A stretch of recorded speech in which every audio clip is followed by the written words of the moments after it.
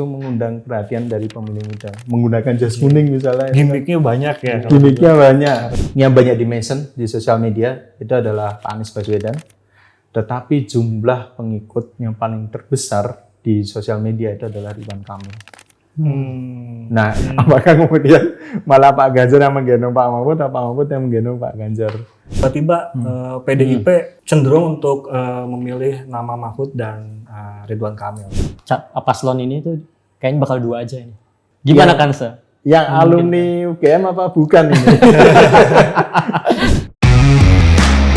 Kembali lagi di Langkah Kuda, teman-teman. Masih bareng saya Ipang. Saya Ungkai. Kita udah di episode ke-7 ya. Iya, nggak terasa. Hari ini kita jalan-jalan, Kai. Jalan-jalan. Biasanya kan kita ada di studio, hari ini kita main-main ke Visipol UGM. Benar. Dan kita akan ngobrol bareng salah satu dosen di Departemen Politik dan Pemerintahan Visipol UGM. Ada Mas Arga Imawan. Halo guys.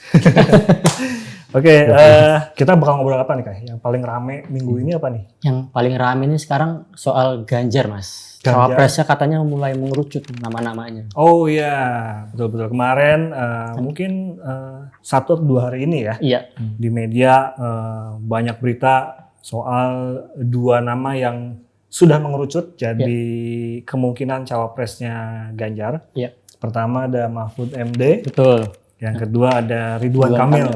Nah, ini menarik soalnya dua-duanya itu ya walaupun elektabilitasnya memang tinggi ya, tapi tidak nama-nama ini tidak beredar di bursa cawapresnya Ganjar ya. Sebelumnya belum. Karena sebelumnya kan nggak ada nama Mahfud MD dan Ridwan Kamil. Tapi tiba-tiba ada 2 nama ini dan baik Ganjar dan Mahfud itu ternyata sudah bertemu dengan Megawati Soekarno Putri ya. Entah pembicaraannya apa, tapi banyak yang menduga ini soal pembicaraan mengenai cawapres. Iya, udah jelas lah kalau mendekati tanggal ini kan. Betul. Pasti urusannya sama. Ini kita tanya nih ke Mas Arga nih soal 2 nama ini.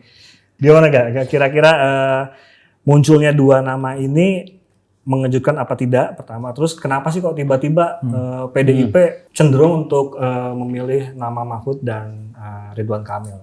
Ya, pertama menurut saya nama Ridwan Kamil itu tidak mengejutkan ya. Karena jika kita melihat pada elektabilitas cawapres, baik dimanapun survei Carta Politika, lembaga survei Indonesia itu menunjukkan bahwa Ridwan Kamil berada di 3 besar. Bersama dengan Sandiaga Uno dan juga Erick Thohir. Tetapi yang nama Mahfud MD ini yang justru mengejutkan ya. Apakah ini menjadi efek domino atas pencalonan yang dilakukan Anies Baswedan dengan Muhaimin Iskandar? Itu bisa jadi. Karena ada kemungkinan juga ide dari PDIP menuju ke sana. Tapi jika kita melihat pada pola yang terbentuk selama ini, menurut saya justru kayaknya akan lebih merapatkan antara Ganjar dengan Pak Ridwan Kamil. Kecenderungannya karena ya nanti kita akan bahas lebih dalam terkait dengan itu ya. Tetapi mungkin 2 gubernur ini menurut saya akan sangat jika dipadukan akan sangat baik, apalagi dengan pertarungan suara di Jawa Barat antara Ridwan Kamil dengan Anies terutama, dan juga Jawa Tengah yang notabene udah banyak dikuasai oleh PDIP, dan di Jawa Timur tentu saja itu menjadi 50-50, terserah mau bagaimana dengan lingkup di Jawa Timur. Artinya kalau soal nama Ridwan Kamil ini berarti PDIP itu udah jelas ya, maksudnya tembakannya itu adalah mengamankan suara di Jawa Barat ya, yang mana itu secara suara kan cukup besar ya, suara di Jawa Barat. Apa demikian itu? Iya, pertama kemungkinan ada di situ, Mas. Tapi yang justru menarik itu sebetulnya ya nanti saya akan bahas lebih jauh terkait dengan segmentasi di pemilih muda yang sangat banyak di pemilu 2024. Nah, gimana tuh? Nah, menariknya. Kita kan tahu ya, soalnya Ridwan Kamil ini cukup populer. Iya, terutama di medsos ya. Iya, betul. Jadi di segmentasi di pemilih muda di tahun 2024 itu ada 56,45%, yang itu sangat besar jumlahnya. Dan menurut saya sebetulnya saat ini tuh partai manapun termasuk yang di Pak Prabowo, kubu Pak Prabowo itu sedang menghitung kalkulasinya. Karena Misalnya kita dulu 2014 udah diperlihatkan dengan narasi yang sangat jelas, kebutuhan pemimpin merakyat. Kemudian 2019 efek dari domino dari Pilgub 2017, kebutuhan atas orang yang berada di kalangan Islamis. Nah 2024 segmentasinya adalah pemilih muda yang besar, tetapi narasinya belum muncul nih. Narasi apa yang kemudian ingin dibawa oleh anak muda yang akan dibawa oleh pemimpin di masa depan juga. Nah, Ridwan Kamil menurut saya ini sangat strategis karena misalnya kita mengacu pada hasil dari Drone Emprit yang banyak dimention di sosial media itu adalah Pak Anies Baswedan. Tetapi jumlah pengikut yang paling terbesar di sosial media itu adalah Ridwan Kamil. Nah ini jadi dari segmentasi itu sudah terlihat bahwa Pak Ridwan Kamil itu memiliki jumlah massa yang besar dan mayoritas dengan gaya kesehariannya, politik keseharian di sosial media itu juga mengundang daya tarik dari pemilih muda untuk memilihnya. Karena dekat misalnya menggunakan Vespa, jadi gaya-gayanya sangat nyentrik, tetapi itu justru mengundang perhatian dari pemilih muda. Menggunakan jas kuning misalnya. Gimmicknya banyak ya. Gimmicknya banyak. Nah itu dan itu kayak anak muda ternyata. Nah ini tetapi membingkai narasinya akan seperti apa tuh sepertinya itu masih jadi PR sih di pemilu 2024. Apakah mau seperti apa nih anak muda, keinginannya apa nih? Karena ketika memenangkan suara anak muda, besar kemungkinan juga akan memenangkan pemilu 2024. Oke. Berarti anak mudanya kunci ya sebenarnya. Sangat kunci sebetulnya. Karena kemarin 2019 kuncinya ada di kelompok Islamis. 2014 menyatukan antara kelompok-kelompok yang selama ini kan dulu sangat terlihat ya pemilu 2014 antara pemimpin yang berasal dari rakyat dan pemimpin yang berasal dari kalangan elit. Pak Jokowi muncul menggunakan narasi yang bertentangan, dia bisa menang. Pemilu 2019 dengan menggait Ma'ruf Amin dari kalangan Islamis menang. Nah ini yang anak muda ini narasinya apa ini belum jelas nih. Kita belum bahkan survei manapun masih belum jelas mau apa yang diinginkan anak muda gitu. Kalau bisa dibilang nggak sih kalau misalkan anak muda itu pemilih muda ya masih swing voters nggak sih ininya? Masuknya itu? Masih sangat swing voters ya karena hasil dari riset CSIS beberapa waktu yang lalu dia rilis itu memang party ID masih sangat tidak bisa diterkanya mau ngarah kemana sih sebetulnya. Karena mereka tertarik dalam bidang politik, mereka mengetahui partai-partai politik yang ada di Indonesia, tetapi kecenderungan mereka untuk ikut dalam menjadi jabatan publik dan seterusnya itu rendah di politikan. Dan untuk memilih partai salah satu tuh mereka nggak ngelihat pada figur partai itu sendiri karena sekarang kecenderungannya itu justru pemilih ya perilaku memilih Mas Ungkai dan Mas Ipang kecenderungannya sekarang bukan melihat pada party ID sebetulnya pemilih muda, tetapi melihat sosok di balik partai itu. Apakah sosoknya dikenal? Ketika dikenal, maka dia akan memilih itu gitu. Akan cari tahu gitu ya. Akan cari tahu. Tapi kalau misalnya nggak dikenal, ya udah ditinggal gitu. Tinggal aja gitu. Sedangkan kalau Ridwan Kamil tuh ibaratnya dia udah punya track record yang lumayan bagus di sosial media ya. Maksudnya ketika dia 2 periode menjabat gubernur itu kan sering interaksi di sosial media gitu kan. Terus ya tadi aku bilang tadi gimmick-gimmicknya itu banyak yang kemudian jadi pemberitaan gitu kan. Misalkan sering menggunakan kata-kata jomblo kalau dulu kan ya. Jadi mungkin udah track recordnya panjang kemudian dilirik oleh PDIP ya, untuk menggait para pemilih muda ini. Dan cukup beda Mas soalnya pendekatannya dan dia arsitektur ya. Kadang-kadang suka ngedesain masjid dan itu disukai sama anak-anak muda dan memang trennya kan lagi ke situ kan dunia-dunia. Desain segala macam gitu. Berarti ada 2 faktor yang poin dari Ridwan Kamil ya kenapa kemudian PDIP itu melirik dia pertama untuk mengamankan suara di Jawa Barat yang kita tahu PDIP di Jawa Barat itu kan ini ya masih agak susah. Yang kedua tentu saja untuk mengamankan suara anak muda yang lebih dari 50% tadi ya. 56 ya sekitar segitulah. Nah terus kalau dari sisi kepartaiannya nih, kalau misalkan Ridwan Kamil kemudian terpilih jadi cawapresnya Ganjar, itu ada hambatan apa enggak? Karena kita tahu Golkar sendiri kan sekarang merapat ke Prabowo pertama. Terus yang kedua, hasil keputusan Munasnya itu kan mengamanatkan Airlangga Hartarto untuk menjadi capres ya. Ya. Yang dimana Ridwan Kamil tuh sebetulnya tidak terlalu menonjol kalau di partai ya. Bahkan kemarin aku baca sebenarnya untuk Ridwan Kamil tuh ada 2 opsi yang sedang disiapkan oleh partai. Pertama itu untuk maju sebagai gubernur lagi di Jawa Barat sama di DKI Jakarta. Di Jawa Barat itu gubernurnya udah 2 periode, 1 periode ya? 1 periode. 1 periode ya? Yang sebelumnya kan wali kota Bandung. Iya betul. Nah, itu gimana itu kira-kira tuh? Kalau dari kepartean menurut saya Ridwan Kamil justru memiliki daya tawar yang tinggi ya. Tadi kita udah berkaca pada elektabilitasnya. Jadi dan kita udah melihat pada setiap koalisi yang terbentuk itu mereka udah bisa mengajukan calon presidennya gitu sesuai dengan amanat undang-undang. Nah, tetapi yang ya ini menarik karena kita udah melihat pada beberapa waktu lalu polemik Golkar yang sangat kencang terkait dengan itu. Apakah memungkinkan Ridwan Kamil bergeser? Masih ada kemungkinan terkait dengan itu.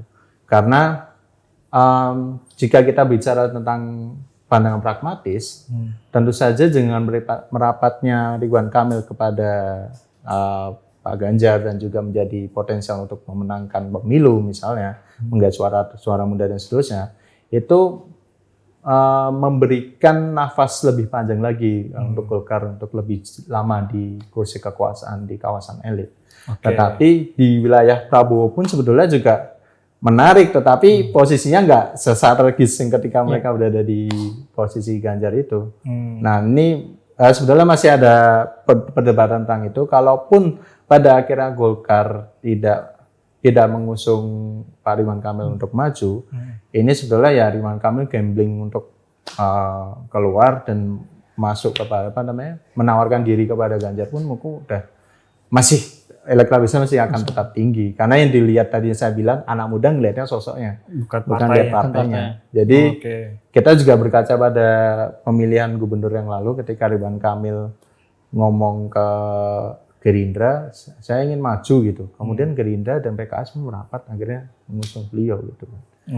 Nah ini kan sebenarnya hanya ketentuannya penentunya hanya di Ridwan Kamil sebetulnya. Apakah dia berani untuk melakukan hal sama atau dia memberikan bargaining position kepada Golkar bahwa ini kesempatan yang cukup bisa kita manfaatkan untuk masuk ke kursi kekuasaan. Nah ini saya nggak tahu apakah ke depannya dan seterusnya akan seperti itu. Berarti kans Golkar merapat ke ada kemungkinan ke sana karena menurut perhitungan saya akhir September ini dan sebetulnya menjadi momentum karena setelahnya kan Oktober dan November itu masih masa krusial untuk pendaftaran dan mereka harus membangun citra pasangan yang akan diusung oleh masing-masing partai atau koalisi. Sebetulnya koalisi ini juga masih sangat cair ya, walaupun sudah ada beberapa komitmen ya, misalkan di kemarin yang di Demokrat aja udah cabut gitu kan. Begitu pula yang di barisan koalisinya Prabowo itu juga masih bisa cair ya, masih sangat cair. Dinamis ya sebetulnya ya. Sangat dinamis. Yang sebetulnya menarik tuh langkah kudanya Demokrat. Ke arah mana? Karena dia secara kursi di DPR RI 7,7% penyumbangnya. Jadi cukup besar itu yang bisa menggait masuk ke koalisi itu akan tinggi. Walaupun kecenderungannya emang ke Pak Prabowo ya, tapi kita nggak tahu akan ke depan seperti apa. Nah kalau menurut Mas Arga, kalau misalkan pasangan ini jadi pada akhirnya ya, seberapa jauh kekuatannya, apakah Pak Ridwan Kamil ini saling melengkapi dengan Ganjar, sama-sama muda, taruhlah seperti itu, yang satu dan masih sama-sama energik gitu, atau seperti apa? Ya, menurut saya mereka kan saling melengkapi ya. Kalau misalnya dalam ranah digital ya, saya berbicara dengan ranah digital, politik kesehariannya Pak Ridwan Kamil itu lebih cair dibandingkan gimmicknya lebih cair lah. Dibandingkan dengan Pak Ganjar. Bisa diterima kali ya. Pak Ganjar itu kalau misalnya kayak jalan berlubang gitu ya. Dia cuma mention tolong ini ditindaklanjuti. Nah, kalau Pak Ridwan Kamil itu responnya mungkin akan berbeda, lebih cair misalnya wah jalan bocor nih, jangan sampai hati juga berbolong, misalnya gitulah, gimmick-gimmick seperti itu. Yang itu justru menggait kepercayaan trust anak muda terhadap pemilih pasangan ini. Dan Ganjar yang sifatnya sangat ngaku itu sebenarnya juga menggait pada suara generasi sebelumnya. Nah, menurut saya secara secara kualitas maupun secara ide, gagasan dan seterusnya ini mereka akan saling melengkapi. Apalagi dengan gagasan latar belakang Pak Ridwan Kamil sebagai urban design dan seterusnya itu juga akan membantu banyak dalam desain tata kelola kota, misalnya di IKN maupun kota yang lainnya gitu. Itu Pak Ridwan Kamil. Nah, sekarang kita bergeser ke karena Mahfud MD belum kita bahas dan tidak bisa dikesampingkan juga kan. Tapi ini mengejutkan menurutku ya, Mahfud MD itu ya walaupun namanya udah berada di bursa cawapres ya, karena elektabilitasnya juga ya tidak begitu tinggi dan tidak begitu rendah sebetulnya ya. Tapi ketika kemudian menjadi disebut sebagai cawapres Ganjar, apalagi kemarin Ganjar kan posting foto berdua dengan Pak Mahfud ya, itu semacam kode keras. Terus ditambah lagi hari ini tuh Pak Sekjen PDIP ngeluarin pantun yang itu juga memberi kode ke Pak Mahfud sebagai calon cawapresnya Ganjar ya. Nah, dari sisi sosok kan karakternya berbeda ya tentu aja dengan Pak Ridwan Kamil ya. Kalau yang satu itu sangat dekat dengan anak muda, tapi yang satu ini Pak Mahfud ini kan terkenal dengan ketegasannya. Di bidang hukumnya gitu kan. Dia pokoknya inilah babat gitu kan, membabat siapapun gitu kan, nggak takut istilahnya gitu kan. Itu juga menarik karena banyak orang yang kemudian menjadi bersimpati kepada Pak Mahfud MD dan digadang-gadang juga nih kayaknya cocok buat cawapres gitu kan. Kalau dari Mas Arga sendiri gimana Mas Arga untuk sosok satu ini nih? Ada potensinya, karena kan tadi saya bilang bahwa narasi yang dibangun dalam pemilu 2024 masih belum jelas. Apakah kemudian anak muda itu inginnya apa, dan melihat, kalau menurut saya ini masa penjajahan sih, melihat pada Pak Anies dengan Muhaimin, langsung kayaknya siap-siap ini yang belum menentukan cawapres. Jangan-jangan nih narasi yang dibawa ini sama seperti narasi di tahun 2019 untuk merebut suara Islamis akan memenangkan dan seterusnya.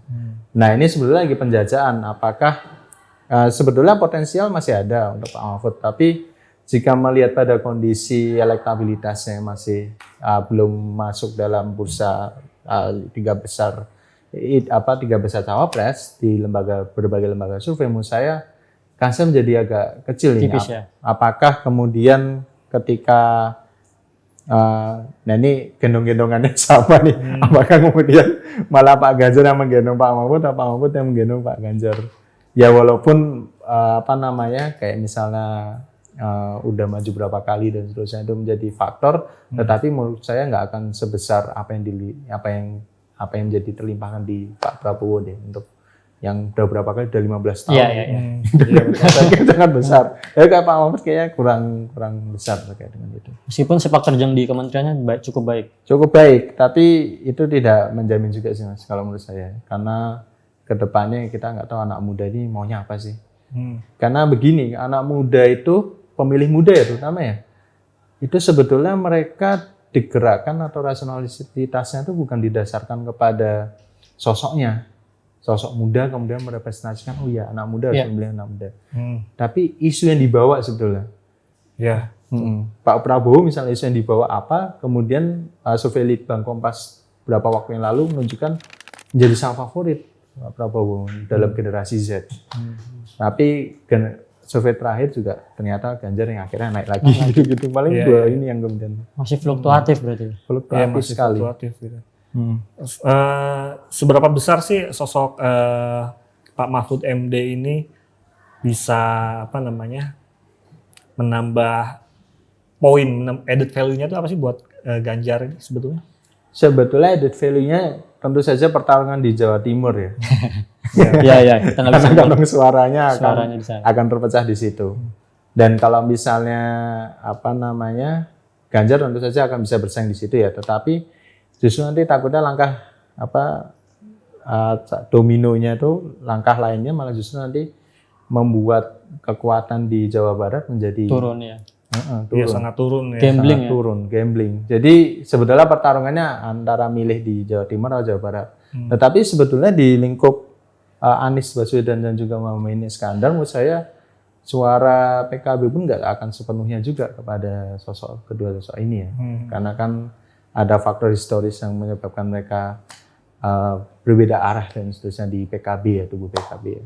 Dan tentu saja ini ya makanya menurut saya rasionalitas partai menurut saya ya mending kita berebut di Jawa Barat aja tentu karena di Jawa Timur PKB pun lagi pecah dan biasa suaranya kan. Dan sebetulnya menurut data kan kalau di Jawa Timur tuh PDIP tuh suaranya lumayan juga kan. Karena split votersnya orang-orang Nahdliyin itu salah satunya juga kan ke PDIP kan selain ke PKB. Jadi lumayan sebetulnya untuk Jateng dan Jatim itu ya. Makanya kemudian fokusnya sekarang ada di Jawa Barat gitu ya. Kalau PDIP sendiri ya seperti itu ya. Kalau menurut saya kalkulasi lagi ngarah ke sana. Tapi kalau menurut Mas Arga sendiri dari dua nama ini yang tersebut sebagai calon terkuat cawapres Ganjar akan segitu-gitu aja atau kemungkinan ada lagi? Ada lagi. Kemungkinan sih ada lagi ya. Kita nggak tahu nih Sandiaga Uno kan diusung banget sama P3 dan P3 dan PDIP lagi menjadi dua ini. Nah, mungkin nama itu yang akan muncul ya. Erick Thohir sih menurut saya akan lebih merapat ke ini ya, ke koalisinya Pak Prabowo ya. Sebetulnya padahal Erick Thohir tuh paling tinggi. Paling tinggi, betul. Survei itu. Yang kedua, ketiga tuh antara Ridwan Kamil sama Sandiaga kalau Sandiaga Uno, betul. Tiga nama itu sebenarnya yang paling menonjol di survei-survei sebagai cawapres ya. Iya. Oke. Tapi kalau dilihat dari kecenderungan anak muda, Sandiaga Uno juga berpotensi ya ketimbang Mahfud MD. Kalau yang diincar suara anak muda ya. Iya. Tapi itu ya, jumlah followers itu di sosial media nggak setinggi Ridwan Kamil. Ridwan Kamil jauh banget. Dan itu menurut saya implikasinya sangat besar. Dan itu menurut Mas Arga followers di sosial media itu sangat berpengaruh ya kalau di kacamata pemilih muda ini ya. Sangat berpengaruh karena gimana ya, ketika kita ada berbagai studi yang ketika jumlah followers tinggi itu mencerminkan bahwa orang ini menarik perhatian dari para pengikutnya. Dan dengan jumlah pengikut yang besar, ketika Ridwan Kamil ngomong apapun, arus informasi akan lebih tersebar lebih luas dan menggunakan bahasa keseharian yang dilakukan gimmick oleh Pak Ridwan Kamil. Menurut saya jumlah retweet dan love-nya akan semakin tinggi dan informasi akan tersebar lebih luas. Karena itu ya prediksinya di demokrasi di ruang digital ini sangat akan efektif dalam pemilu 2024 ke depannya ini. Oke. Aku ada satu pertanyaan terakhir, Mas. Silakan. Waduh. Ini kan belakangan muncul isu katanya ada yang menggaungkan bahwa paslon ini tuh kayaknya bakal dua aja ini. Yang maju di capres yang maju pilpres. di pilpres gitu. Siapa itu gimana, Mas? Ada lah pokoknya menurut berita-berita itu. Gimana Kansa? Yang alumni UGM apa bukan ini? Sesama alumni UGM apa bukan?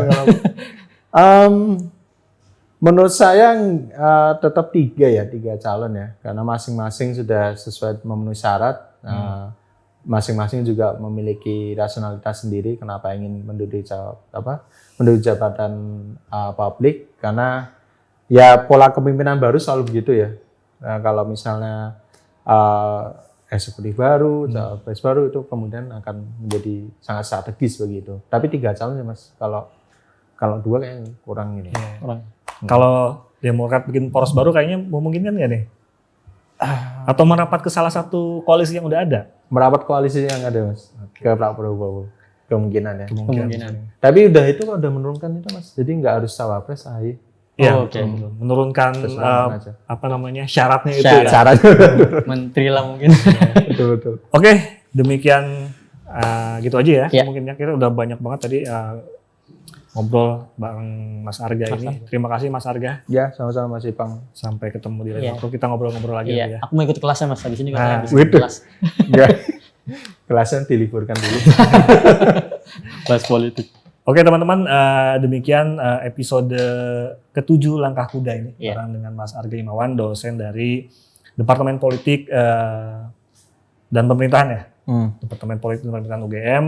Terima kasih Mas Arga atas waktunya. Kita ketemu lagi di episode selanjutnya. ya.